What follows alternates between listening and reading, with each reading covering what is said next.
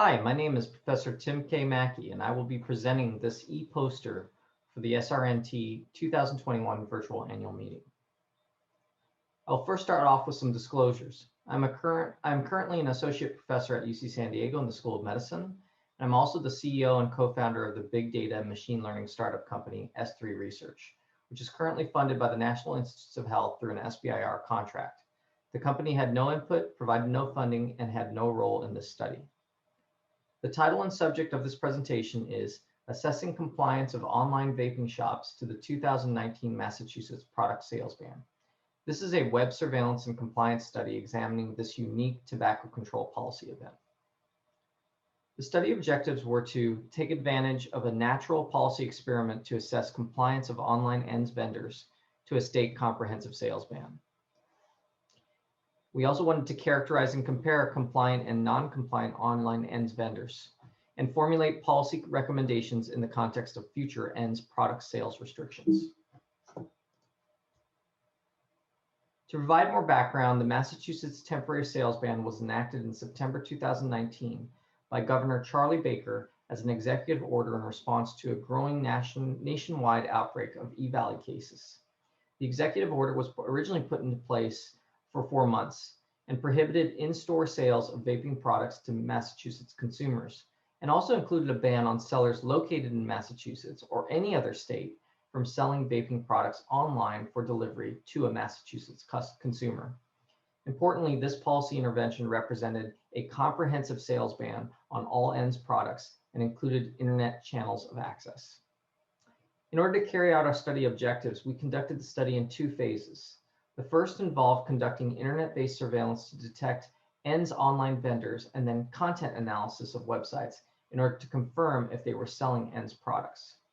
The second phase involved conducting simulated online purchases of ENDS products to determine if they could be shipped to Massachusetts addresses. Details on each phase of the study methods are outlined in this slide. We note that we did not actually make purchases as this was prohibited by law at the time, and gaining a state exemption for such a temporary ban was deemed infeasible. Results of the study found that out of the 68 hyperlinks we reviewed, 50 were online ENDS vendors. 80% of these websites used some form of age verification, but in most cases, the age verification schemes were extremely weak, including simply entering in your date of birth or clicking that you're above a certain legal age to buy ENDS products. From a web forensics perspective, the majority of websites had addresses in the US with a smaller group in Canada. And we also detected that some websites masked or hid their website registrant or owner information so that you couldn't find out who they were.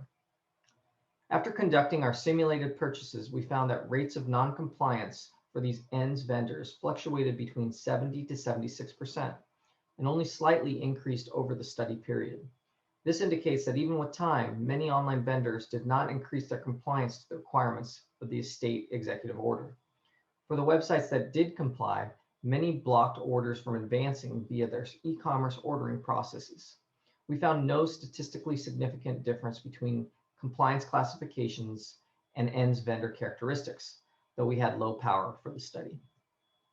In conclusion, our results align with other studies that have found that online ENDS vendors often do not comply with requirements for limiting access to their products, including age verification, and in this case, prohibiting online sales to a particular state and its residents.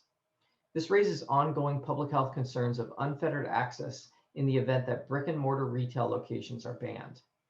This is a particular concern also should there be another outbreak of E-Valley. We also found that there is questionable effectiveness when trying to implement a comprehensive sales ban, and that more research is needed on policy implementation and compliance mechanisms. This will surely be a topic of study moving forward, as bans on flavored vaping products continue to be implemented at the state and federal level.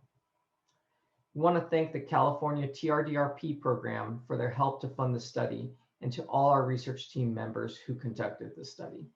Also, though this was submitted as a poster prior to being published, it recently was published in the past week in the journal Tobacco-Induced Diseases. So for more information, please refer to the full study. Thank you for your interest in this important topic.